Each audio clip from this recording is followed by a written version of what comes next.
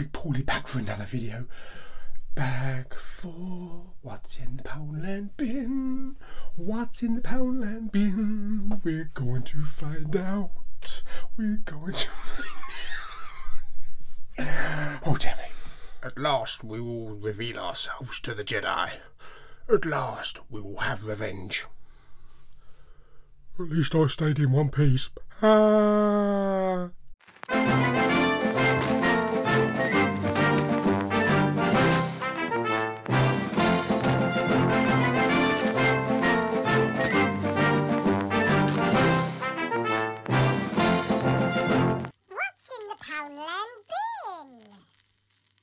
Okay, I've got my mitts ready to dive down deep and find out what we've got today.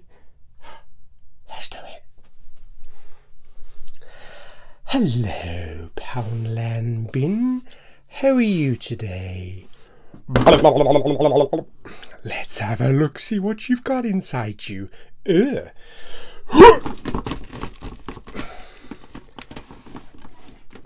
Okay, what have we got then?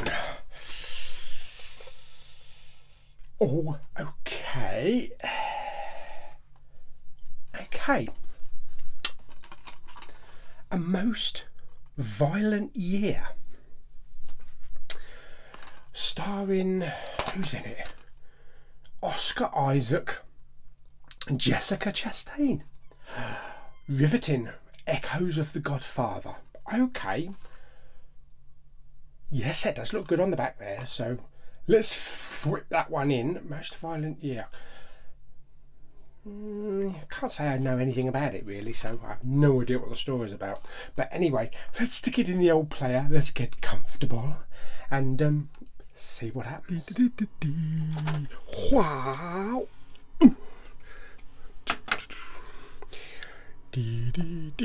A most violent year. I hope it's a most violent movie. Okay, I've got a lovely cup of tea. Oh, the film is ready to go. Let's do it.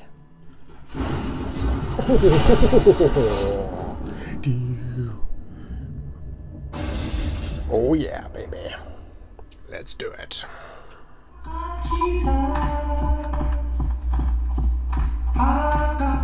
Okay, so a most violent year. Wasn't that violent.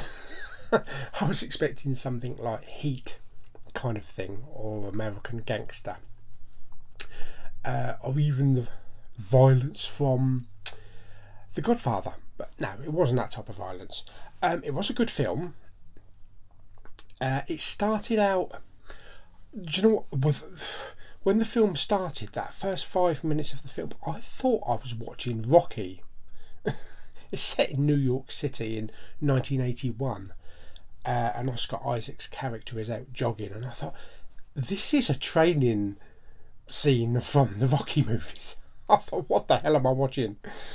But yeah, okay, so Oscar Isaac plays Abel Morales. Abel, I think it's Abel, and he's the owner of kind of a fuel supply company, an oil supply company, that's trying to purchase this new facility that will give him prime location for incoming ships through New York. You know, easy to dock, load up the oil, the fuel, and give him basically open wide to everywhere. Unfortunately, the fuel trucks that the company operates are being hijacked, and they're stealing the trucks, taking the fuel, and beating the crap out of the drivers. And it doesn't end very well for one particular driver who ends up in hospital. So Abel is purchasing this facility from a local bunch of Jews for about $1.5 million, and he's got 30 days in which to get the full amount, otherwise they'll end up selling it to one of his rivals. First and foremost, Abel was a family man. Got a couple of kids, wife Jessica Chastain, and they're just moving into this new big house, so everything's looking good. There's an attempted break-in, which kind of scares them in the middle of the night, kind of a very tense moment, and Abel chases this bloke down through the snow. He's getting all this intimidation from buying this dockside development that he wants so badly. So that's possibly why they're hijacking the supply lorries, plus also trying to scare him and trying to scare his family. He's also under investigation from the Lure, who are investigating claims of this tampering and concealing of evidence and thinking of the books and all that kind of shit. So he's got the cops breathing down his neck as well, trying to take him to court and all that kind of stuff. There was also an unfortunate encounter with a deer, which made me jump. I'm so glad I didn't have a cup of tea in my hand, because that completely came out of nowhere. After meeting up with all his rivals to find out who's behind all this hijacking of these trucks and to see where they're getting their fuel from and that kind of thing, the poor old driver that had the shit kicked out of him at the previous robbery gets back in the truck, and unfortunately they try taking the same truck again, but he fights back this time, and there's a bit of a shootout on the bridge, which is very exciting. And because all of this court case and police heat and all that kind of shit that's happening, and his truck's being stolen and his staff being beaten up, the bank who were going to lend him the money for this dockside development pull out.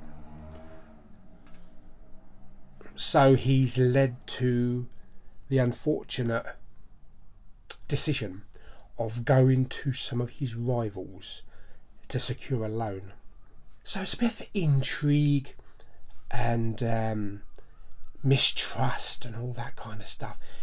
It's a good film. It's not one of these films where you've got shootouts on every corner.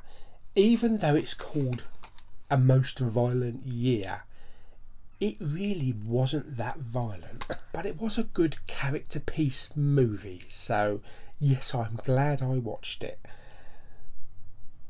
Also, there's a couple of like little nods as well, because this is set in New York City in 1981.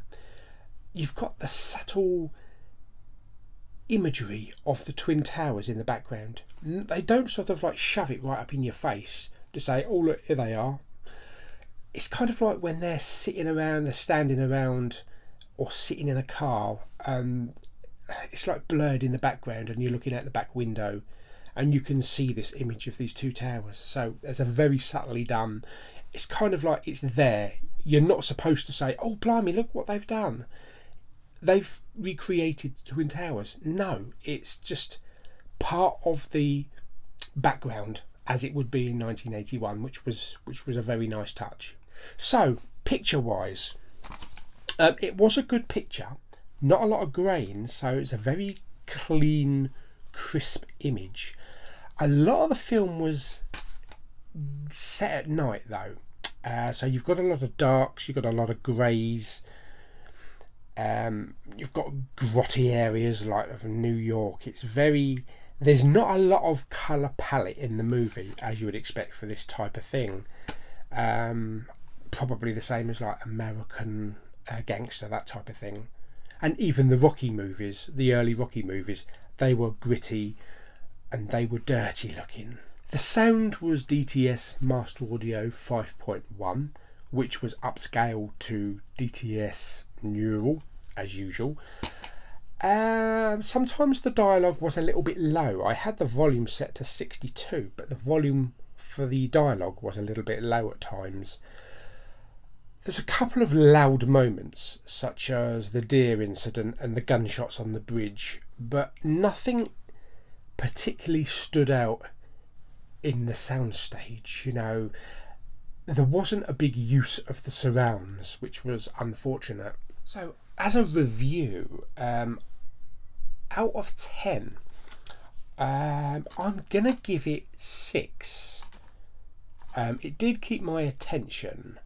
I kind of like drifted a little bit through the film somewhere, I can't remember where, but yeah, it kept me interested, but although it says riveting,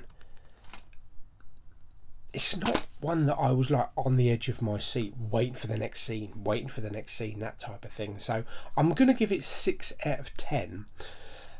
Whether or not I keep it on the shelf for future viewing, or whether it goes in the Poundland trash bin. Now, I don't think it deserves to go in the Poundland trash bin as a crap film. So it might go on the shelf. But whether I keep it later on, I don't know. It might end up going in the trash can later on, because I think it's going to be like a one-time view. I don't think it's going to be a film that I'm going to see maybe for quite a while. So it may end up going on the shelf for now, but it could eventually go into the trash can and then end up in CEX or given to one of my subscribers or something like that. Right, so at this moment in time, is it gonna go and keep Extraction company, or is it gonna go up on the shelf, at least for now anyway? Well, I think we'll put it up here for now. We'll tuck it in along with Behind the Candelabra and The Impossible, and then later on I might decide to put it in the trash, but for now I'm gonna keep it. Well, I hope you enjoyed this next episode of What's in the Poundland Bin. Give it a thumbs up, like the video by giving a thumbs up. Don't forget to subscribe. I'll see you next Sunday for the next exciting episode. That's right, folks, we've got a dedicated day for What's in the Poundland Bin. Every Sunday, be here every Sunday. See you next Sunday.